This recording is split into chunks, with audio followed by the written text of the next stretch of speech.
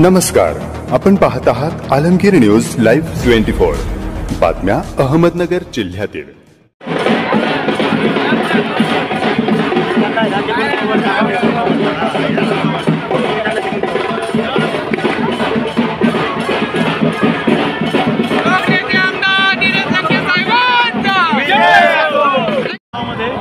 लंके साहेब, हांडोरे साहेब, चंदूदादा उजागरे, सर्व काँग्रेस पदाधिकारी, त्याचप्रमाणे काळे साहेब, विशेष करून मी प्रार्थना करतो आमच्या लंके साहेबांसाठी. प्रभू ते सामान्य जनतेसाठी झटत आहेत, लोकांसाठी रात्रंदिवस पळत आहेत आणि आता मी त्यांच्यासाठी प्रार्थना करतो, तुझ्या इच्छा त्यांच्या जीवनात सिद्धीच जाऊ दे.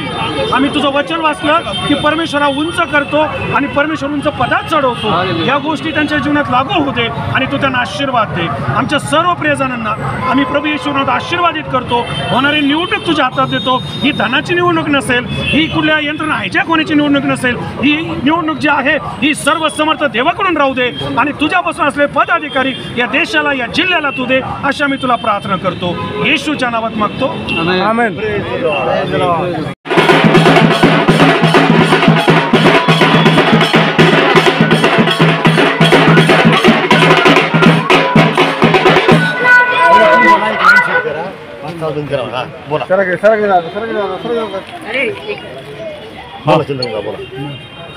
आज ख्रिश्चन समाजाच्या वतीने महाविकास आघाडीचे उमेदवार निलेश लंके साहेब यांना आम्ही जाहीर पाठिंबा ख्रिश्चन समाजाच्या वतीने देत आहे आणि येणाऱ्या 13 तारखेला बहुमताने त्यांना विजय आम्ही त्यांचा करणार आहे आणि ख्रिश्चन समाजाच्या वतीने भरभरून त्यांना मतदान होईल ही मी गवाही देतो आणि येणाऱ्या दिवसामध्ये ते खासदार आत्ताच झाले हे मी जाहीर करतो. लोकनेते निलेश लंके साहेबांचा एक मिनिट निवडणुकीच्या प्रचाराचा आजचा शेवटचा दिवस. त्या शेवटच्या दिवशी आमचे अल्पसंख्याक विभागाचे काँग्रेसचे अध्यक्ष म्हणून चंद्रभाऊ उजागरे अतिशय चांगलं काम करतात. त्यांच्या प्रभागामध्ये आमचे शहराध्यक्ष किरणराव आणि आमचे सर्व सहकारी बांधव या ठिकाणी प्रचाराच्या समारोपाच्या निमित्ताने ही पदयात्रा आहे. खऱ्या अर्थाने मी या पदयात्रेच्या निमित्ताने आपल्याला सांगू इच्छितो की या प्रभागामध्ये अतिशय लोकांचा उत्स्फूर्तपणे मला सहभाग पाहायला मिळाला आहे. आमचे सगळे आंबेडकर चळवळीचे लोक असो, आमचे सगळे ख्रिश्चन बांधव या पदयात्रेमध्ये सहभागी आहेत. हे सगळं वातावरण पाहता निवडणुकीचं चित्र हा विजय हा अटळ आहे. निलेश लंके